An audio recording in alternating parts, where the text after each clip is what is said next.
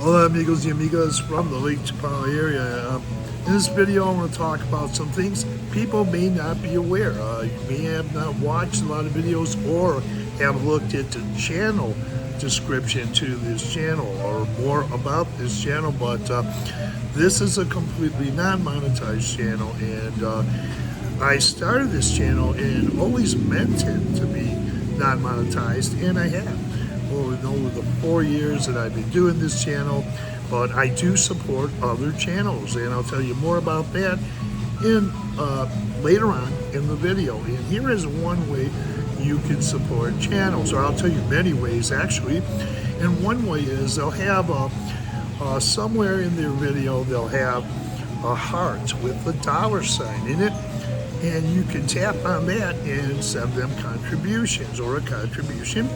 Another way is in the comments section, the bar where you leave comments, there may be, depends, a heart with a $ in it, which you can tap on. Then it'll give you information on how you can contribute to their channels. Other channels will enhance their incomes also by, say, they'll have a shopping. They'll say shop, and they'll sell you merchandise of different types. And also some will say buy me a burrito, and you tap on that, you can give them a financial contribution. And under buy me a burrito, buy me a taco. Other ways are buy me a cerveza, say. Just one example. Another one might be buy me a pina colada or buy me some margaritas, things like that. You can send them money that way and enhance income that they may already have, in addition to doing their YouTube channel. So those are just a few different ways. Also, let's say, I don't know, there's a few other ways. I didn't make a list, or there may be other ways. I haven't made a list. You can always support the channels you like, whether they're in the Lake Chapala area or other regions or parts of Mexico. Oh, another one is, I knew I should have made a list, was buy me a cup of coffee. You can buy a channel or contribute to a channel by buy me a cup of coffee. There may be some more I just haven't written down, but you can help them out, or they can enhance their income by getting contributions like that. So there's different ways. And also, my understanding is that say a YouTube channel can also accept a meal or something like that. Also, once again, sell merchandise.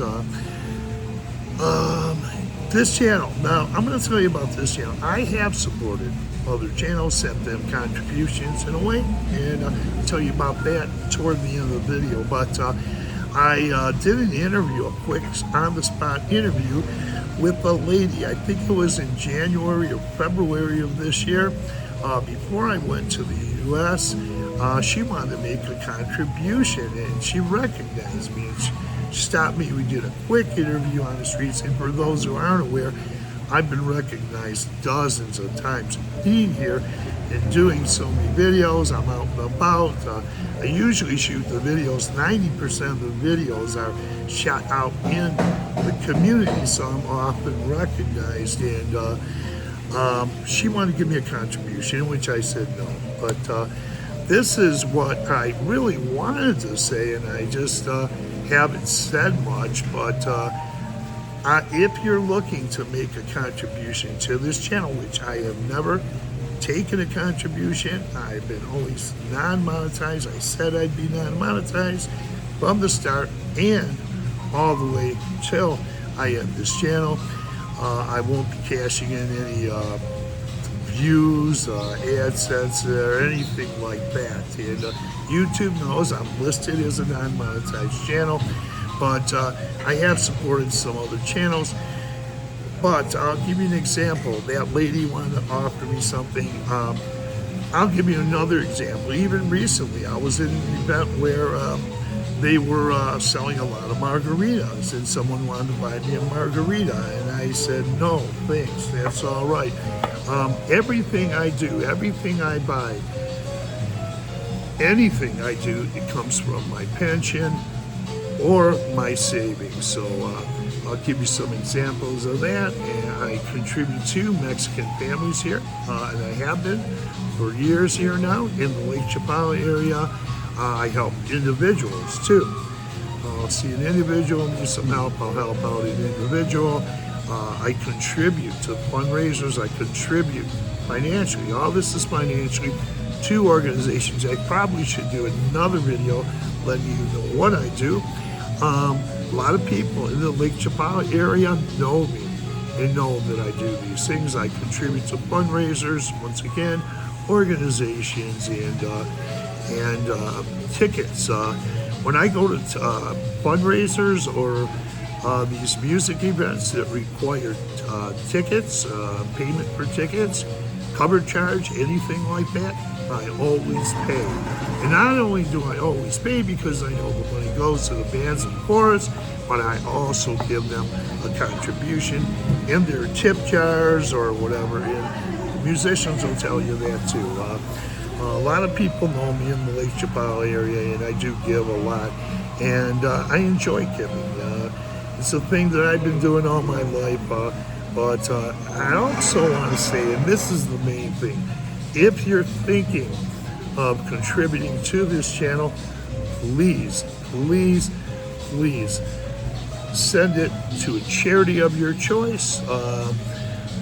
And also, there are some channels that are struggling now. A lot of channels are doing kind of well. They're doing pretty well. They're enhancing their incomes by asking for different contributions and links. But there are certain channels that I have contributed to in the past, and one channel, and I'm see if I can remember. I can remember three. I think there's another one. I just try to remember, but one is to a gentleman in another region of Mexico.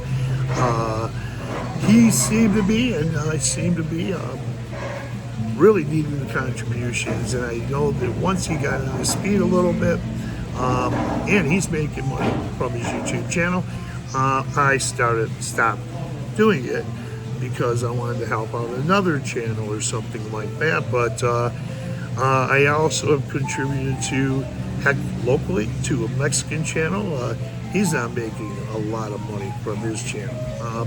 That's Hector Blogs Viajero, and that's spelled Hector,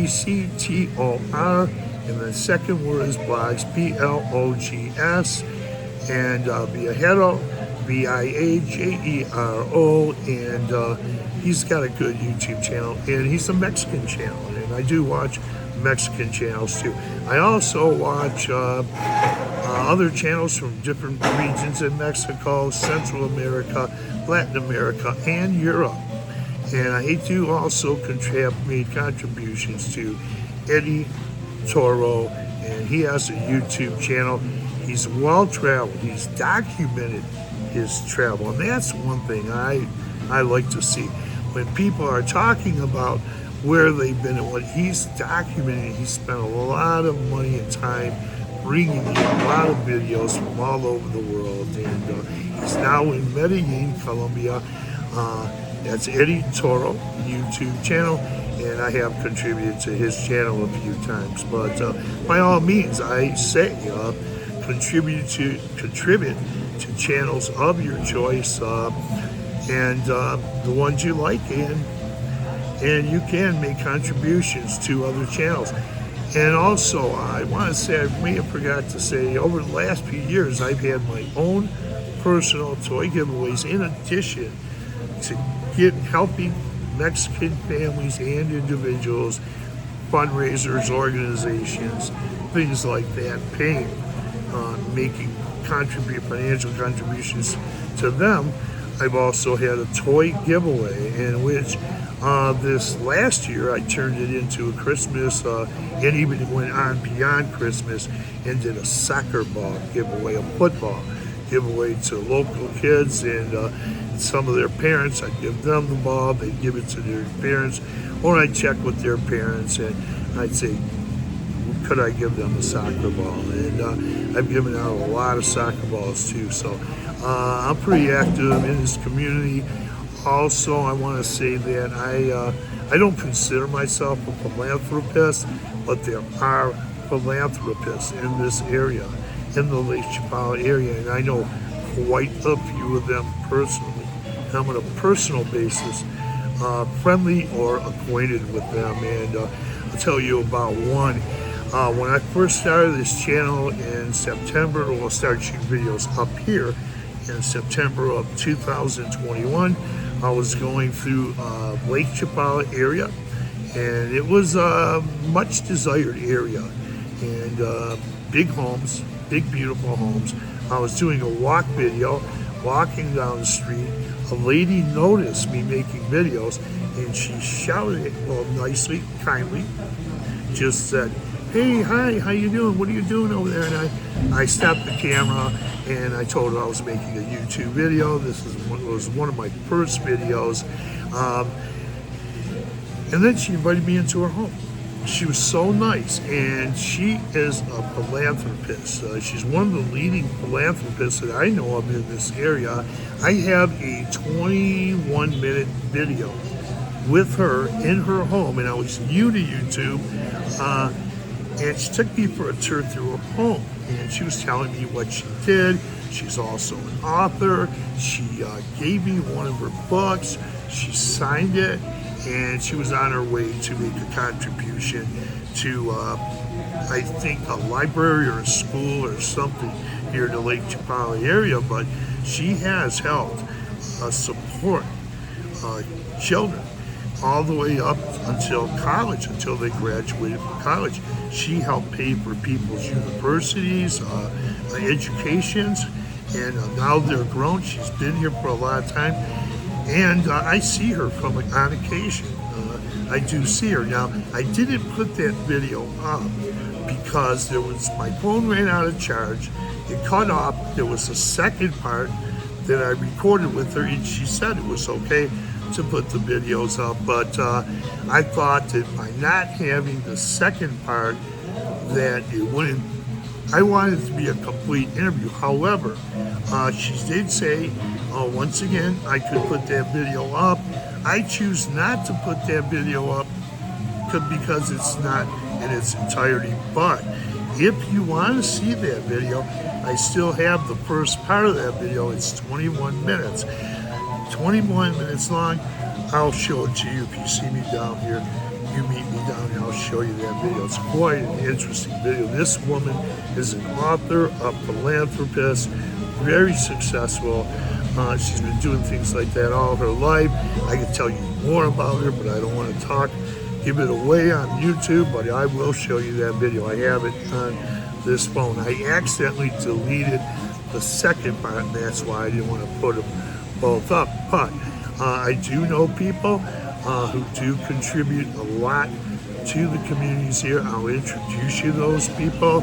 Some are philanthropists, some are people who are helping run organizations here, and also I know people who have taken in Mexican children into their homes, and I'll introduce you to them as well. So I do see these people pretty much on a regular basis or throughout the years. I'll run into them when I'm here in Mexico and the Lake Chapala area, but there's some really amazing people. And I always say I want to put up another video on reasons why I came to the Lake Chapala area, and one of the big reasons is from seeing a documentary of giving, people giving to other Mexican locals and helping out the communities here. And I've seen people do it on a scale that's so big, but I will say the Mexican communities here always do need help. So if you come down here, attend a fundraiser, see what you can do. Yeah, I've been a volunteer before. If you want to know more about volunteering, I can tell you how you can get into volunteering and different organizations, things like that. I'd be able to help you out with. So I do get recognized. I was recognized about 3 weeks ago again by a couple. They moved down here. I put up the video, and they've even given me an invitation to attend a fundraiser with them, provided I have time. I'm in the process of moving, so I don't know if I'll be able to get to that. As a matter of fact, I have videos lined up that I could do, and I'm in the process of moving. It's been quite a process for me. I've been a little bit indecisive about where I might want to move, but I currently live in the town of Chapala. I love Chapala, and I really like my landlords, and I love each and every one of the Chapala towns, whether they're on the north side of Lake Chapala, a lot of them over there on the south side of Lake Chapala, and ones that are outside, just outside of Chapala, north or eastbound or whatever. I really love this area, and I love the people here. And I always tell people, what's the number one reason I come back to Mexico? It's the people. The people are so wonderful. If it wasn't for them being so nice, gracious, warm, inviting, I can go on and on and on, accepting, very welcoming. They accommodate us here, us expats, immigrants, whether one's a snowbird or what. They're here to help you. They're very, very nice people. And if it wasn't for them, I wouldn't be coming. For them being so great, I wouldn't be coming here, because I could go to other parts of the world. That's a whole nother video. I mentioned that before. When I first retired, I stayed in the U.S. for a little while, a couple of years, and then I thought about going. My first choice was to go to Valencia, Spain, which I did research, did quite a bit of research on Valencia and some other places. But then I had an opportunity to come to Mexico. I took that opportunity, and I've been coming back here ever since. And that's been since 2018. But does it mean I'll always stay in Mexico? Not necessarily so. I love Mexico, but there are other places I want to get to and maybe go. And I'm still, I'd say, a relatively young retiree, relatively young, but I'm getting a little older, so I want to get out maybe, and who knows? I've got other things I can do. So with that, it's great traveling, getting around. For those who haven't, try it out, do some research, in whatever way you choose to do research. And I would say do more research other than just YouTube videos alone. A lot of people aren't aware. I didn't come to Mexico because I watched YouTube videos. As a matter of fact, really, I hadn't watched any YouTube videos from Mexico until after I was in Mexico. I was in Cuernavaca 1 week, went back for a few months to the States, traveled around, went to some beaches and couple oceans on the northwest coast of the U.S. Also went over to Myrtle Beach, and I was traveling around. And then I came back to Mexico because I loved it, and I went back to Cuernavaca for a week. But then I went to San Miguel de Allende for about 6 months, the remainder of that snowbird season when I was a snowbird. And I loved San Miguel de Allende. Of course, I loved Cuernavaca. But however, I didn't speak much English. I'm Spanish at the time. And I started learning more and more Spanish. And there's another backstory to that, because I had studied some Spanish before I came to Mexico, but I took 4 lessons. And I wanted to go to a place that was where a lot of English was spoken, and that was San Miguel de Allende, in which I stayed almost 6 months there. But then I was going to go back, but I decided to go to Ajijic instead. But No, I'm not going to limit my travel in Mexico, and maybe even